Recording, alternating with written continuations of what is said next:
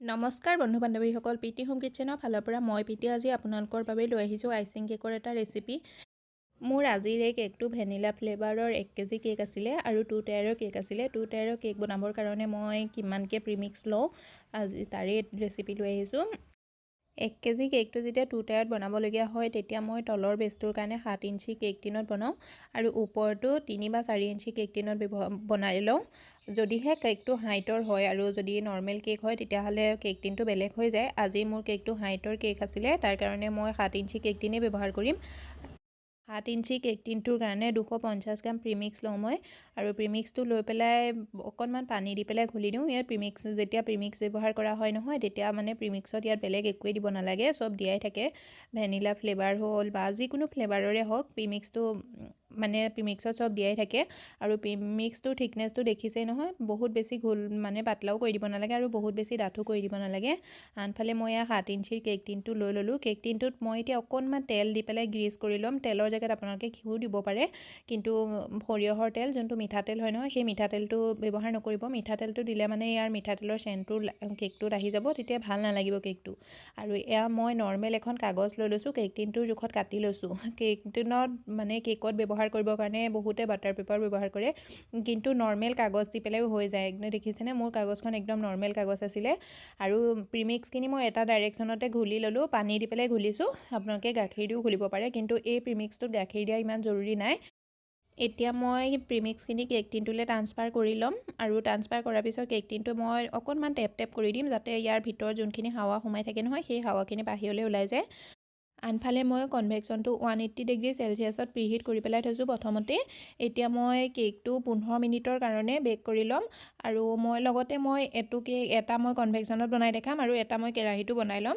যোনটো মই কৈছোঁ 2 টায়াৰৰ কেক হয়, 2 টায়াৰৰ কেকটোৰ কাৰণে মই যোনটো 7 ইঞ্চি কেক টিন হয় সেই কেক টিনটো মই কনভেকশ্যনত দিছোঁ আৰু 4 ইঞ্চিৰ যোনটো কেক টিন হয়, 4 ইঞ্চি নহয় 3 ইঞ্চিৰ কেক টিন হয়, সেইটো মই কেৰাহীত দিম। কেৰাহীত কেক বনাব হ'লেও কেৰাহীটো প্ৰথমতে প্ৰিহিট কৰিব লাগে। প্ৰিহিট কৰিবৰ কাৰণে কেৰাহীটোত অকণমান নিমখ দি ল'ব। নিমখৰ ওপৰত এডাল ষ্টেণ্ড থৈ দিব আৰু এটা বাচন দি পেলাই কেৰাহীটো 5 মিনিটমানৰ কাৰণে ঢাকি পেলাই হাই ফ্লেমত গৰম হ'বলৈ দিব। সেই হাই ফ্লেমত যেতিয়া কেৰাহীটো গৰম হৈ যাব নহয় তাৰপিছত কেক টিনটো সোমোৱাই দিব। সেইটোৱে মানে তাকে কয় কেৰাহীটো প্ৰিহিট হৈ যোৱা, আৰু তেতিয়া কেকটো বহুত ধুনীয়াকৈ ফুলি যাব। আৰু মই যোনটো 4 ইঞ্চি কেক টিনত বনাইছোঁ নহয় সেইখিনি প্ৰিমিক্স মই 100 গ্ৰাম প্ৰিমিক্স লৈছিলোঁ আৰু ছেইম প্ৰচেছতে ঘুলি লৈছিলোঁ, পানী দি পেলাই ঘুলি লৈছিলোঁ। তাৰপৰা কেক টিনত ট্ৰান্সফাৰ কৰি লৈছোঁ, টেপ টেপ অকণ কৰি দিছোঁ। তাৰপিছত মই কেকটো কেৰাহীত সোমোৱাই দিছোঁ আৰু কেৰাহীত সোমোৱালেতো কেকটো অকণমান সময় লাগে। মই 30 মিনিটৰ কাৰণে কেৰাহীত মানে ল' ফ্লেমত কেকটো সিজিবলৈ দিম। আনফালে কনভেকশ্যনত দিয়া কেকটো মোৰ হৈ গ'ল। দেখিছে এইটো কিমান ধুনীয়া কোমল হৈছে। এতিয়া এইটো একদম বহুত ভালদৰে ঠাণ্ডা কৰি ল'ম। ঠাণ্ডা কৰাৰ পিছত এইটো কাটি ল'ম। গৰমে গৰমে যদি কাটিবলগীয়া হয় নহয় তেতিয়াহ'লে আপোনালোকে নাইফ ব্যৱহাৰ নকৰিব, সূতা লৈ পেলাই কাটিব, তেতিয়া কেকটো ভাঙি নাযায়। যদি গৰমে গৰমে কেকটো কাটে নহয় নাইফ দি পেলাই কাটিলে কেকটো ভাঙি যাব। আৰু ইয়াত দেখিছেনে কিমান ধুনীয়াকৈ একদম কেকটো ফুলি গৈছে আৰু কিমানেই ধুনীয়া হৈছে। এতিয়া মই কেকটো আইচিং কৰি ল'ম। আইচিং কৰিবৰ কাৰণে মই কেকটো 3টা ভাগত কাটি ল'লোঁ। কাটাৰ পিছত একেবাৰে ওপৰৰ যোনটো পাৰ্ট হয় নহয় সেই পাৰ্টটো একেবাৰে তলত দিছোঁ। দি লৈ পেলাই মই ইয়াত চুগাৰ চিৰাপ এড কৰি দিছোঁ। চুগাৰ চিৰাপ ইমান এড কৰিব লাগে যিমানখিনি মানে একদম কেকটো ধুনীয়াকৈ কোমল হৈ যায়। আৰু এয়া দেখিছেনে ক্ৰীমখিনিও মই ভালদৰে টাইটকৈ বিট কৰি লৈছোঁ। অকণমান গৰম আহি গৈছে। এতিয়া গৰমত মানে ক্ৰীমখিনি যদি পাতলাকৈ বিট কৰে নহয়, অকণমানো যদি পাতল হয় নহয় মানে লগতে আকৌ ক্ৰীমখিনি মেল্ট হৈ যায়। সেইকাৰণে যিমান পাৰে সিমান টাইটকৈ ক্ৰীমটো বিট কৰিব লাগে। আইচিং কৰিবৰ কাৰণে মই 4-5 চামুচমান ক্ৰীম দি লৈছোঁ। দিয়াৰ পিছত মই নাইফখন দি একদম লাহে লাহে কোমল কোমল হাতেৰে গোটেই কেকটোত বহল কৰি দিছোঁ। আৰু ভেনিলা ফ্লেভাৰৰ কেক হয়, ইয়াত মানে দিবলৈ একো নাথাকে, কিন্তু মই ভেনিলা ফ্লেভাৰৰ কেকবিলাকতো সদায় অকণমান চকলেট দি দিওঁ।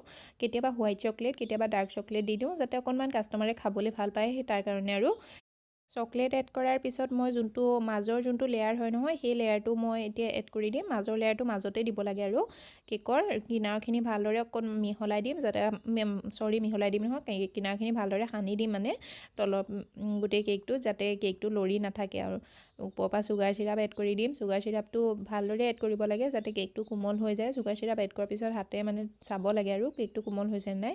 কোমল হোৱাৰ পিছত ছেইম প্ৰচেছতে মই আকৌ 3-4 চামুচমান ক্ৰীম এড কৰি দিম। ক্ৰীম এড কৰি পেলাই নাইফখন দি একেবাৰে কোমল হাতেৰে বহল কৰি দিলে গোটেই কেকটোত বহলাই দিলে বহলি যায়।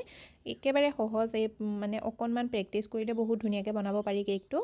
আৰু ক্ৰীমটো আপোনালোকে কাষ্টমাৰৰ ডিমাণ্ডৰ ওপৰত এড কৰিব লাগে। কিছুমানে মানে ক্ৰীমটো অলপ বেছিকৈ বিচাৰে আৰু কিছুমানে অলপ কমাই বিচাৰে। যদি বেছিকৈ বিচাৰে তেতিয়াহ'লে ক্ৰীমটো বেছিকৈ দিব আৰু ভেনিলাৰ মানে যোনটো প্ৰিমিক্স হয় প্ৰিমিক্সৰ পৰিমাণটো কমাই ল'ব।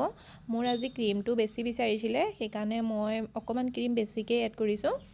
এতিয়া মই কেকটোৰ একেবাৰে তলৰ যোনটো পাৰ্টছ আছিলে নহয়, মানে তলৰ লেয়াৰটো একেবাৰে ওপৰত দি দিম। ওপৰত দি পেলাই ইয়াতো চুগাৰ চিৰাপ এড কৰি দিম। ইয়াত চুগাৰ চিৰাপটো এড কৰোঁতে অকণমান বেছিকৈ এড কৰিব লাগে, কাৰণ তলৰটো অকণমান ডাঠ হয় সেইটো কাৰণে। আৰু ইয়াতো ছেইম প্ৰচেছতে মই 4-5 চামুচমান ক্ৰীম এড কৰি দিম। নাইফখন দি পাতল কৰি দিম, বহল কৰি দিম। আৰু এয়া চাওক, মোৰ কেকটো হৈয়ে গ'ল। লগভগ বহুত বেছি সময়ো নালাগে কেকটো বনাবৰ কাৰণে। মই ভিডিঅ'ত বনাইছোঁ কাৰণে অকণমান সময় লাগিছে। এতিয়া মই কেকৰ কিনাৰৰ অংশখিনিতো ক্ৰীম লগাই ল'ম। ক্ৰীম লগাবৰ কাৰণে মই নাইফেই ব্যৱহাৰ কৰিছোঁ। নাইফৰ জেগাত মানে পাইপিং বেগত ক্ৰীম ভৰাই পেলাইও বহুতে বনায়, কিন্তু মই তেনেকৈ ভাল নাপাওঁ, সেইকাৰণে মই নাইফ দি পেলাই বনাইছোঁ।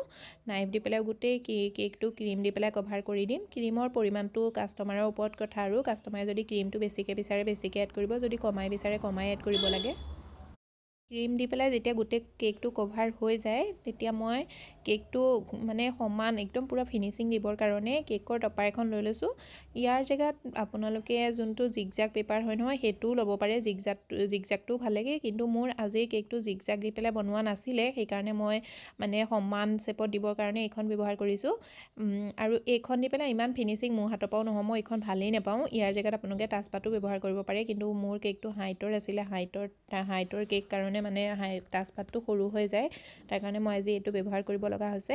আৰু দেখিছেনে কিমান ধুনীয়াকৈ সমান হৈ গ'ল। ওপৰতো নাইফখন দি পেলাই সমান কৰি ল'ম। একে কিনাৰ যোনখিনি লাগে কিনাৰখিনি ভিতৰলৈ লৈ আহিব লাগে কেকৰ, একেবাৰে সমান হৈ যায় ধুনীয়াকৈ। আৰু একেবাৰে কোমল কোমল হাতেৰে কেকটো বনাব লাগে, মানে একদম মৰমত, আৰু যেনেকৈ আমি সৰু ল'ৰা ছোৱালীক মৰম কৰোঁ নহয়, ঠিক তেনেকেই মৰমত বনাব লাগে।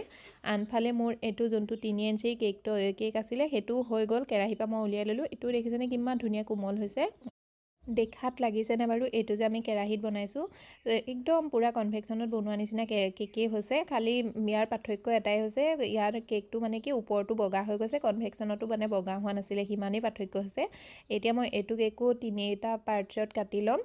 3টা জেগাত আপোনালোকে 2টাও কৰিব পাৰে, কিন্তু 1 কেজি কেক আছিলে, সেইকাৰণে মোৰ কেকটো আজিৰ মানে থিম কেক আছিলে, সেইকাৰণে মই 3টা পাৰ্টছতে কাটিছোঁ, কাৰণ নহ'লে ৱেইটটো কমি যাবগৈ পিছলৈ।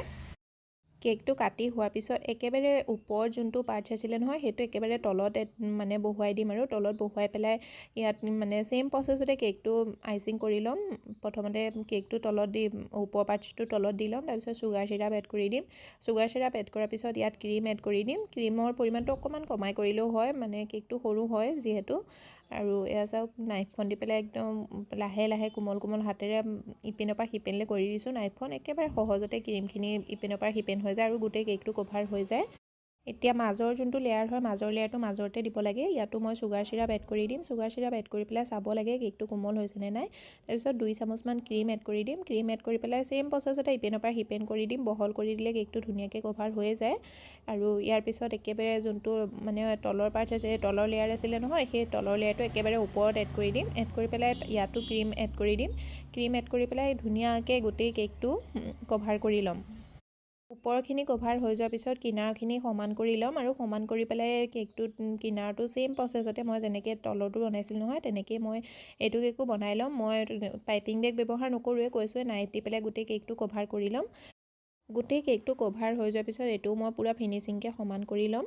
সমান কৰি পেলাই তলৰটো সমান হৈ যোৱাৰ পিছত ওপৰটো যোনখিনি ক্ৰীম মানে খৰদৰীয়া নিচিনা বেয়া লাগি থাকে নহয়, সেই ক্ৰীমখিনি নাইফখন দি পেলাই বাহিৰৰ পৰা মানে কিনাৰৰ পৰা ভিতৰলৈ লৈ আহিব লাগে। নাইফখন একদম কোমল কোমল হাতেৰে বহুত ধুনীয়াকৈ কেকটো সমান হৈ যায়। আৰু এয়া দেখিছেনে, মোৰ মানে যোনটো সৰু চাইজৰ কেকটো নহয়, সেইটো হৈ গ'ল। এতিয়া মই কেকটো একদম ফ্ৰিজত থৈ দিম 1 ঘণ্টামানৰ কাৰণে ঠাণ্ডা হ'বলৈ। 2টাৰ কেক কেতিয়াও লগত মানে গৰমে বহুৱাই দিব নালাগে, ইটোৰ ওপৰত সিটো, মানে ঠাণ্ডা কৰিয়ে ল'ব লাগে যিমান পাৰে সিমান। আৰু মোৰ যেতিয়া অৰ্ডাৰ থাকে নহয় 2টাৰ কেকৰ, মই তেতিয়া যদি পিছদিনা মৰ্ণিং থাকে নহয়, মই আগদিনা ৰাতিয়ে বনাই থওঁ, তেতিয়া মানে একদম বহুত ধুনীয়াকৈ বহি যায়। আৰু ভাঙি যোৱাত মানে অকণো ভাঙি যোৱাত বা খহি যোৱাত অকণোৱে ভয় নাথাকে। বহুত ধুনীয়াকৈ পাৰফেক্ট আপোনাৰ মন পচন্দ হিচাপত আপুনি বহুৱাব পাৰে কেকটো। আজিৰ কেকটো যিহেতু মোৰ থিম কেক আছিলে, থিম কেকৰ কাৰণে বহুত বেছি ইয়াত ডেক'ৰেশ্যন কৰা নাই, গোটেইখিনি মানে টপাৰেই ব্যৱহাৰ কৰিছোঁ আৰু তলত খালি অকণমান গ্লিটাৰ ব্যৱহাৰ কৰিছোঁ গ'ল্ডেন কালাৰৰ। আৰু এই কেকটো কেনেকুৱা লাগিছে আপোনালোকক? যদি ভাল লাগিছে ভিডিঅ'টো লাইক কৰি দিব, শ্বেয়াৰ কৰি দিব আৰু চেনেলটো ছাবস্ক্ৰাইব কৰিবলৈ নাপাহৰিব। লগতে বেল আইকনটো প্ৰেছ কৰি দিব এনেকুৱা ভিডিঅ'বোৰ আগলৈও পাই থাকিবৰ কাৰণে। নতুন এটা ভিডিঅ'ত লগ পোৱাৰ আশাৰে আজিলৈ বাই বাই।